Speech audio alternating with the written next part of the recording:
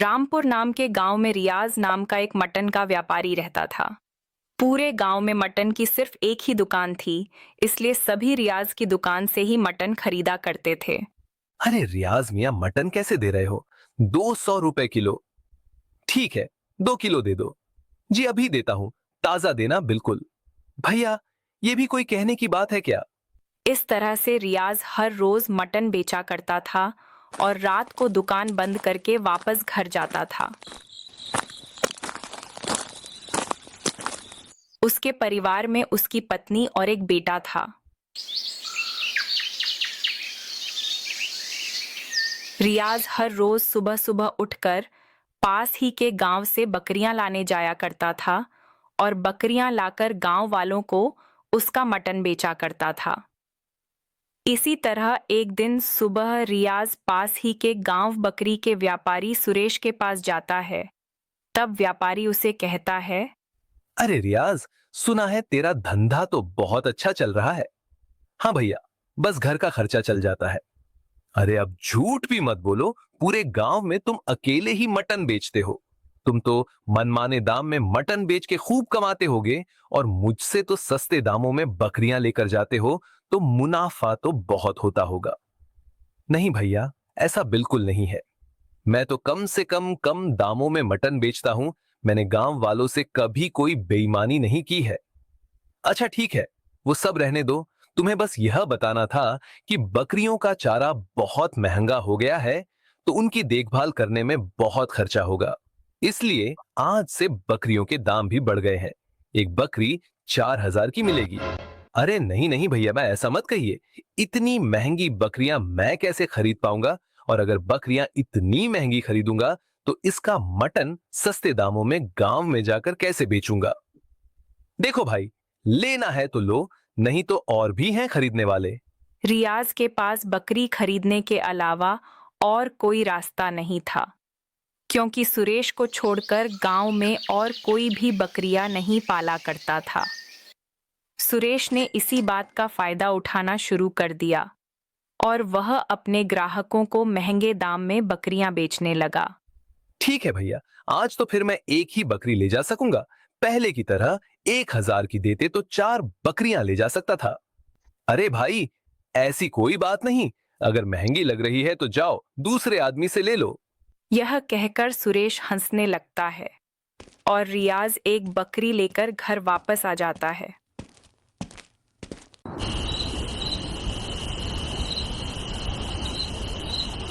अरे बाकी की बकरियां कहाँ हैं? दुकान पर ही छोड़ दी क्या?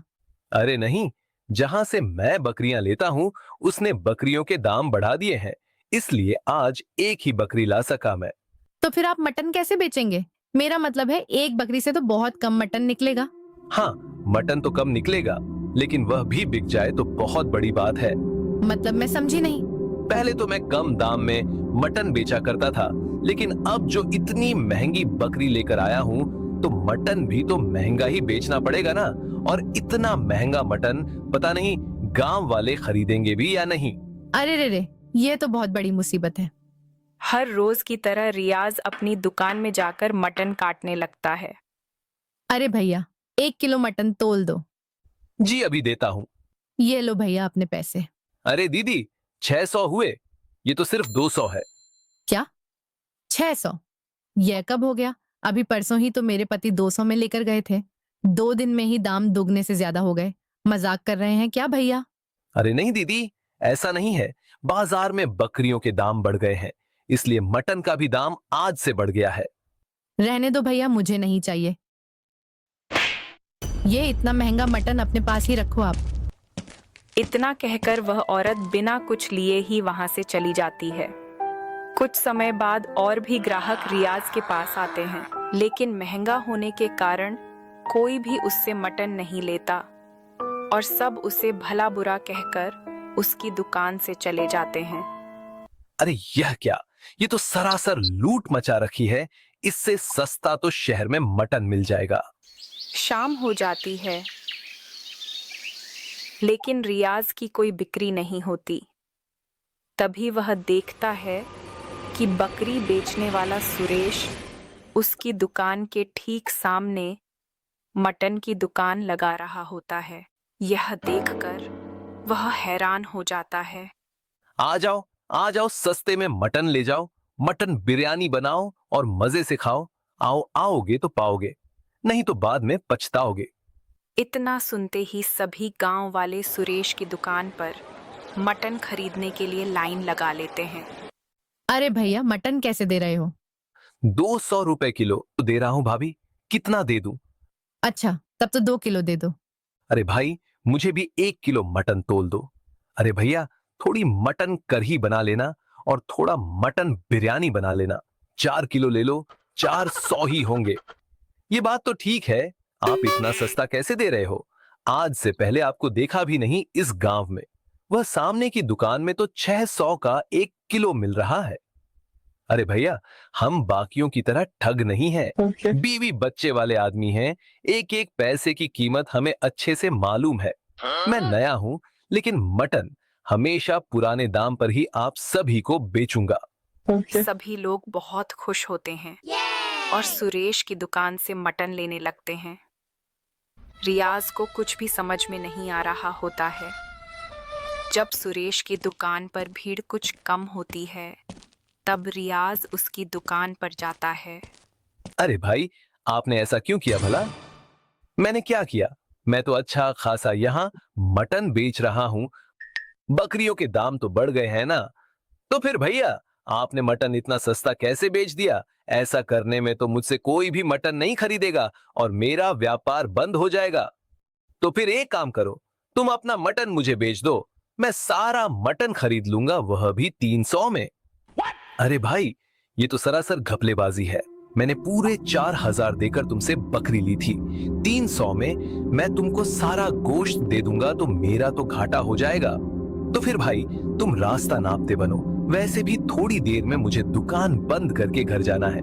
रियाज अब बुरी तरह से फंस चुका था, इसलिए मजबूर होकर उसने सारा मटन सुरेश को 300 में भी दिया और दुखी मन से घर वापस आ गया।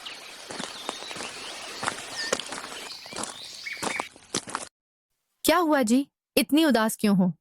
बिक्री तो अच्छी हुई ना? पता नहीं ऊपर वाला हमसे किस गुनाह का बदला ले रहा है। ऐसा क्यों कह रहे हो? साफ साफ बताओ ना, क्या हुआ है? रियाज उसे सारी बात बताता है। अब तो दोनों को ही कुछ भी नहीं सूझ रहा था कि घर कैसे चलेगा। उधर सुरेश भी दुकान बंद करके अपने घर पहुंचता है तो उसकी पत्नी सीमा उसे कहती है, आ गए पतिदेव, लाइए। कितनी कमाई हुई है, इधर दीजिए। अरे भाग्यवान, कभी पानी का भी पूछ लिया करो। ज्यादा मचमच मत करो। सीमा नाम है मेरा। नौकरों वाले काम कराने हो तो इतना कमाओ कि घर में नौकर रख सको। तुम भी ना। अच्छा छोड़ो, आज तो पहले से भी ज्यादा कमाई हुई है। पूरे 6000 मिले हैं। अच्छा जी, आज कौन सी घपलाबाजी करी तुमने? सुरेश उसे बात बताता है कि कैसे उसने सस्ता मटन बेचकर रियाज का धंधा चौपट कर दिया। इस पर सीमा उसे कहती है, अरे मेरे मूर्ख पतिदेव, मेरे मायके से मिली सोने जैसी बकरियों को तुमने इतने सस्ते में कैसे बेच दिया? पता भी है सोने का भाव कितनी तेजी से आसमान छू रहा है। मुझे पता था तुम यही कहोगी, लेकिन मैं और करूं भी क्या? घर में आते ही तुम पैसे मांगने लगती हो। कहां से लाऊं इतने सारे पैसे? और तुम्हें ये कहां से सोने की बकरियां दिखीं? सीमा नाम है मेरा। पैसे तो चाहिए ही चाहिए मुझे, वो भी बहुत सारे। और हाँ, मेरी बकरियां किसी सोने से कम नहीं हैं। अब कल से तुम ठीक वैसे ही करोगे जैसा मैं तुम्हें कहूंगी। क्या करना होगा मुझे? जानवरों को बड़ा करने के लिए और उसका वजन बढ़ाने के लिए शहर में दवाइयां मिलती हैं। अब से हम सस्ते दाम में बकरी के बच्चे को लाएंगे और उसे दवाइयां खिला खिलाकर बड़ा कर देंगे और उसी के मटन को गांव के बाजार में बेचेंगे। बकरी का वजन बढ़ेगा तो मटन बेचने में और भी मुनाफा होगा। समझे मेरे उल्लू पतिदेव? पर यह तो गलत है। अब तुम मुझे सिखाओगे कि क्या सही है और क्या गलत। चुपचाप से जैसा कहा है वैसे ही करते जाओ। अगले दिन से सुरेश छोटी बकरियों को इंजेक्शन लगाकर बड़ा कर देता है, जिससे कुछ दिन में ही वो काफी बड़ी और भारी भरकम हो जाती हैं। गांव में किसी को भी सुरेश की इस हरकत का पता नहीं चलता और वह बेफिक्र होकर उसकी दुकान से सस्ते दाम पर मटन खरीदते हैं। उधर रियाज का मटन का व्यापार बंद हो गया था, इसलिए वह मजदूरी करने लगा। कुछ समय बाद ईद आने वाली होती है तो रियाज सुरेश की दुकान पर मटन खरीदने के लिए आता है। सुरेश उसे मटन तौल कर देता है। अरे ये क्या, मैंने तो 1 किलो आपसे मांगा, पर यह तो बहुत कम है। हाँ तो देसी बकरे हैं, मैं लंगड़े बीमार बकरे नहीं बेचता। तभी वहां गांव के मुखिया जी आते हैं और दावत के लिए 100 किलो मटन का ऑर्डर देकर चले जाते हैं। रियाज दूर से सब देख रहा होता है क्योंकि उसे सुरेश पर शक हो गया था। 100 किलो मटन के ऑर्डर के लिए इतनी आसानी से हाँ कह दिया। आखिर कहां से लाएगा इतना सारा मटन? मटन में जरूर कुछ काला है, अब तो देखना ही पड़ेगा। रियाज जब शाम को दुकान बंद करके घर जाता है तो सुरेश का पीछा करता है और देखता है कि सुरेश और उसकी पत्नी सीमा अपने फार्म में रखी छोटी बकरियों को इंजेक्शन दे रहे होते हैं। बस परसों ईद है और तब तक ये बकरियां काटने के लिए तैयार हो जाएंगी। हाँ, और फिर होगी पैसों की बारिश। आखिर सीमा नाम है मेरा। यह सब देखकर रियाज को सब कुछ समझ में आ जाता है और उसने अब सोच लिया था कि वह सुरेश और सीमा का भांडा फोड़कर ही रहेगा। ईद वाले दिन सुरेश 100 किलो मटन लेकर सरपंच के घर पहुंचता है।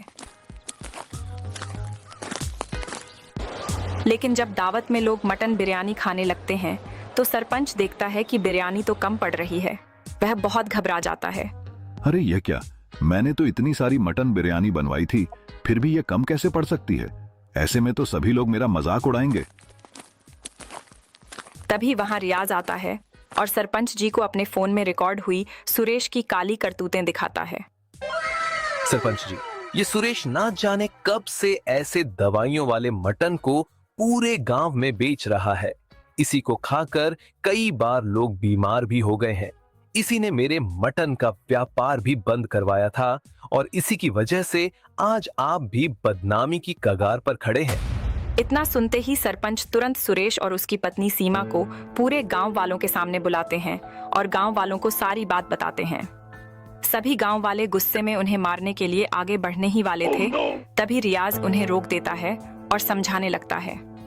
उसके बाद सुरेश की पत्नी सीमा कहती है, मुझे माफ कर दो रियाज, मैं पैसे की लालच में अंधी हो गई थी।